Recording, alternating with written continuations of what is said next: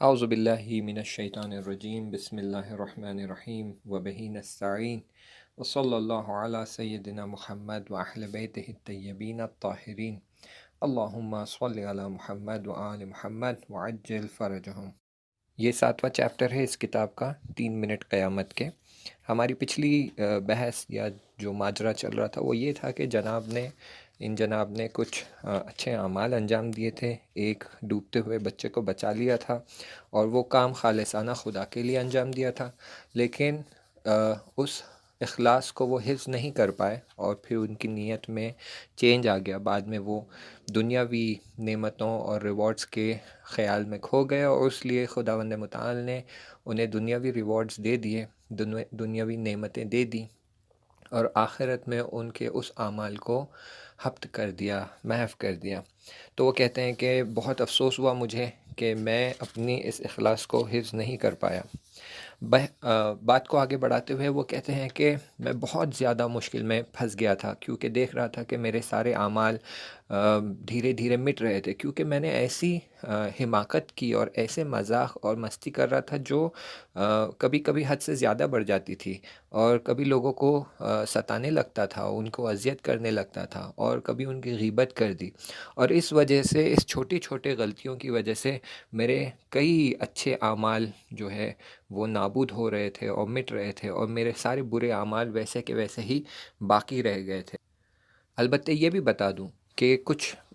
Pages ایسے تھے کہ جہاں پر میرے بہت سارے اعمال لکھے گئے تھے جس میں غیبت اور اس طرح کے برے چیزیں تھے، لیکن ایک آدھ کام میں نے ایسے جو خدا کی خوشنودی کے لیے اور خالصانہ اور بالکل صرف خدا کی رضایت کے لیے انجام دیا تھا۔ اس عمل کی وجہ سے میرے برے اعمال بھی کافی بہت سارے مٹائے گئے تھے، محو ہو گئے تھے۔ لیکن جس طرح سے بات آگے بڑھ رہی تھی، کیونکہ میں بہت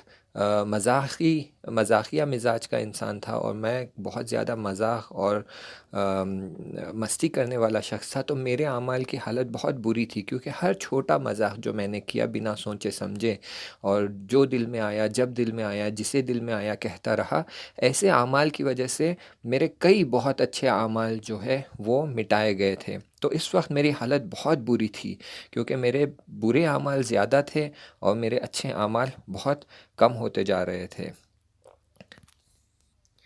لیکن کچھ اور اعمال تھے جو بہت ہی میرے کام آئے، اور میری بہت بہت زیادہ مدد ہوئی ان اعمال کی، جس میں سے ایک ایسا عمل ہے جسے میں یہاں ضرور بیان کرنا چاہوں گا، وہ ہے اہل البیت کی زیارت۔ کہ جہاں جہاں میں اہل البیت کی زیارت کے لیے گیا اور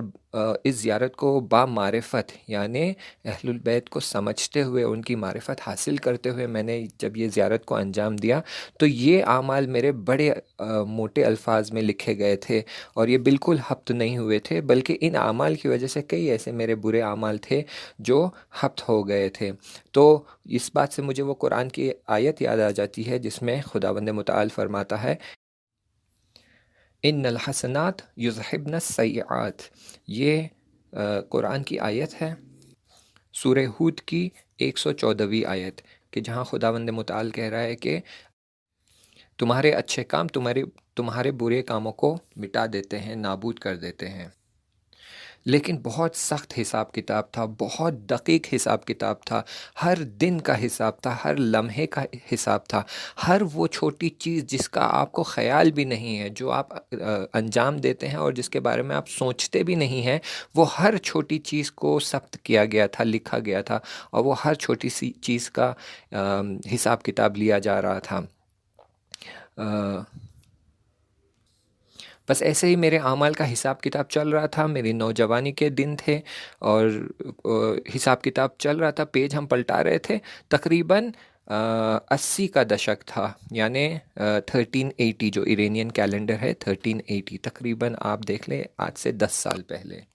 تو وہ کہتے کہ جب ہم یہاں پہنچے تو اچانک وہ ملک جو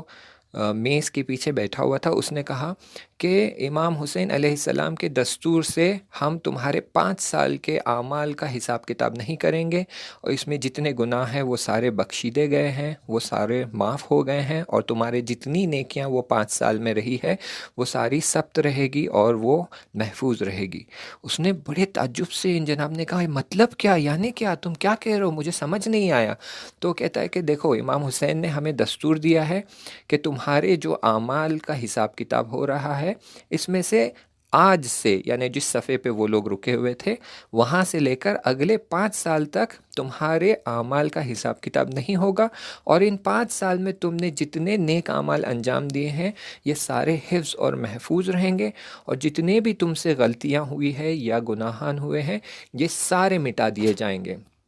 تو میں نے بہت تعجب کیا اور کہا کہ کیسے، کیوں، مگر میں نے ایسے کیا کیا جس کی وجہ سے یہ لطف امام حسین نے مجھ پر کیا ہے؟ کیونکہ میری خوشحالی کا بالکل کوئی حساب نہیں تھا، آپ سمجھ نہیں پائیں گے، مگر اگر آپ اس حالت میں ہوتے جس حالت میں میں ہوتا تو تب آپ سمجھ پاتے کہ جب امام حسین کا یہ فرمان آیا کہ 5 سال کے اعمال کا حساب کتاب نہیں ہوگا تو میری خوشی سے کیا حالت ہو رہی تھی۔ یعنی میرے 5 سال کے اعمال کو نظر انداز کیا جائے گا، یعنی میری 5 سال کے برائیوں کو بخش دیا جائے گا، میں خوشی سے بالکل دیوانہ ہوا جا رہا تھا۔ اور اسی خوشحالی میں میں نے اس ملک سے پوچھا کہ کیا تم جانتے ہو اس بات کی علت کیا ہے، یہ کس وجہ سے امام حسین نے میرے اس 5 سال کے اعمال کو بخش دیا ہے؟ تو اسی وقت پھر اس ملک نے وہ فلم مجھے دکھا دی جس کی وجہ سے یہ 5 سال کے اعمال میرے بخشے گئے تھے۔ اس میں دقیق دیکھ رہا تھا بہت ہی واضح طور پر کہ وہی 1380 جو ایرانی کیلنڈر ہوتا ہے اس حساب سے، یعنی آج سے 10 سال پہلے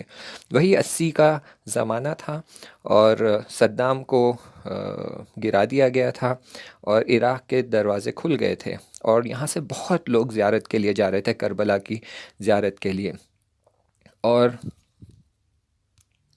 خدا نے مجھے بھی کئی بار توفیق دی کہ میں کربلا کی زیارت کر سکوں۔ اس میں سے ایک بار ایک سفر جو کربلا کا تھا، اس میں ہمارے ساتھ ایک بڑے ہی ضعیف اور بوڑھے شخص تھے، اور ان کی مشکل یہ تھی کہ وہ گونگے اور بہرے بھی تھے، تو ہمارے کاروان میں یہ شخص بھی شامل تھے۔ تو مدیر کاروان نے مجھ سے کہا کہ آیا تم ان کا خیال رکھ سکتے ہو، یہ بہت ضعیف ہے اور بوڑھے ہیں اور انہیں کم سنائی دیتا ہے اور یہ بات بھی نہیں کر سکتے، تو کیا یہ ممکن ہے کہ آپ ان کا خیال رکھیں؟ اب جیسے ہر کوئی چاہتا ہے کہ جب حرم امام حسین میں جائے، حرم امام علی میں جائے، تو بنا کوئی ڈسٹربنس کے، بنا کوئی ڈسٹریکشن کے، پوری توجہ کے ساتھ اپنے دل کو امام حسین کے ساتھ اور امام علی کے ساتھ کنیکٹ کرے، اپنے دل کو ان کے ساتھ ملا دے۔ میں بھی یہی چاہتا تھا کہ جب میں امام حسین کے حرم میں رہوں، میں ان کے دربار میں حاضر ہو جاؤں، تو مجھے کوئی ڈسٹریکشن اور کوئی بے توجہی نہ ہو، اور میں پورے وجود کے ساتھ، پوری شدت کے ساتھ اپنے دل کو امام حسین کے دل کے ساتھ ملا دوں، یا ان کے وجود کے ساتھ ملا دوں، تاکہ میں ان کے ساتھ گفتگو کر سکوں، وہ مجھے حال آ جائے، وہ مجھے وہاں کے ماحول میں کھو جاؤں۔ لیکن پھر جب مدیر کاروان نے یہ کہا تو میں بڑی کراہت کے ساتھ میں نے اس بات کو قبول کر لیا، کہا کہ ٹھیک ہے، میں ان کا خیال رکھ لوں گا۔ لیکن یہ جو بات میں نے قبول کی میرے اندازے سے بہت زیادہ سخت نکلی۔ مجھے لگتا تھا کہ صرف ان کا تھوڑا بہت خیال رکھنا ہوگا، لیکن مشکل یہ تھی کہ نہ صرف یہ گونگے اور بہرے تھے، بلکہ ان کا حواس اور ہوش و حواس بھی بہت کم تھا۔ بس چند لحظے یا چند لمحوں کے لیے اگر میری نظر ان سے ہٹ جاتی تو یہ کھو جاتے، پھر مجھے کئی گھنٹوں تک انہیں ڈھونڈنا پڑتا، اور یہ بڑی مشکل میرے سر پر آ کھڑی تھی۔ اس وجہ سے میں جتنے بار بھی زیارت کے لیے گیا، جتنے بار بھی حرم میں گیا، جس بھی حرم میں گیا، چاہے امام علی کا حرم ہو، چاہے امام حسین کا حرم ہو، بالکل میں توجہ نہیں کر پایا، توجہ سے زیارت نہیں پڑھ پایا، توجہ سے زیارت نہیں کر پایا، توجہ سے اپنا دل نہیں ملا سکا، حضور نہیں رکھ سکا حرم میں۔ پورا حواس اور پورا میرا خیال، پوری میری توجہ اس ضعیف شخص اور بوڑھے شخص کی طرف تھی کہ کہیں یہ پھر سے نہ کھو جائے، کہیں مجھے پھر چندین گھنٹے انہیں ڈھونڈنے میں نہ لگ جائے۔ تو ساری محنت اور ساری کوشش اسی میں لگ گئی۔ ہر روز صبح یہ جناب میرے ساتھ جو ہے حرم چلتے تھے، یہ بوڑھے جناب میرے ساتھ حرم چلتے تھے، اور ان کی وہاں زیارت ہوتی تھی۔ پھر ان کی زیارت کے بعد میں انہیں واپس جو ہے ہوٹل لے کر آ جاتا تھا، اور بس اسی طرح ہمارے سارے دن جو ہے کربلا کے گزر گئے۔ بس آخری دن جب ہم نے جانے کی تیاری کی اور واپس جانے کے لیے سب کچھ تیار ہو رہے تھے، تب اس دن ان جناب نے، یہ بوڑھے جناب نے نیت کی کہ چلو میں اپنے لیے ایک لباس لیتا ہوں، یا شاید وہ کسی کے لیے لباس خریدنا چاہتے تھے ہدیے کے طور پہ۔ تو وہ ایک دکان میں چلے گئے، میں بھی ان کے ساتھ چلا گیا۔ اب جب دکان والے نے یہ سمجھا کہ یہ جناب کو یہ گونگے اور بہرے ہیں اور ان کو بہت اچھے سے سمجھ نہیں آتا، تو اس نے اس بات کا فائدہ اٹھاتے ہوئے اس لباس کی قیمت کئی برابر بتا دی۔ اور میں وہیں کھڑا تھا اور میں دیکھ رہا تھا، تو میں نے فوراً آگے بڑھا اور اس دکاندار سے کہا کہ یہ کیا کر رہے ہو تم جانتے ہو یہ مولا کا زائر ہے، یہ امام حسین کا زائر ہے، اس کے ساتھ ایسے نہ کرو۔ اگرچہ یہ نہیں سن سکتے، اگرچہ یہ ٹھیک سے نہیں بول سکتے یا ان کی حواس ٹھیک نہیں ہے، اس کا مطلب یہ نہیں ہے کہ تم انہیں لوٹو گے اور ان سے کئی برابر قیمت لوگے۔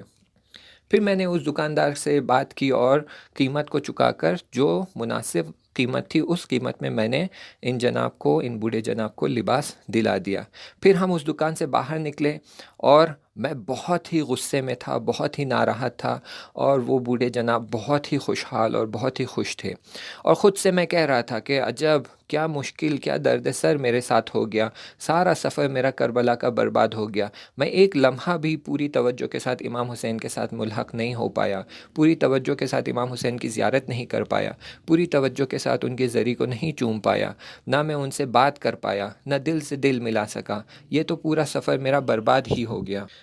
اچانک میں نے دیکھا کہ یہ بوڑھے جناب چلتے چلتے رک گئے اور حرم کی طرف پلٹے، حرم کی طرف دیکھے اور میری طرف انگلی سے اشارہ کرتے ہوئے وہی جو ان کی گونگی زبان تھی اس زبان سے امام حسین کو اس سے متوجہ ہو کر دعا کرنے لگے۔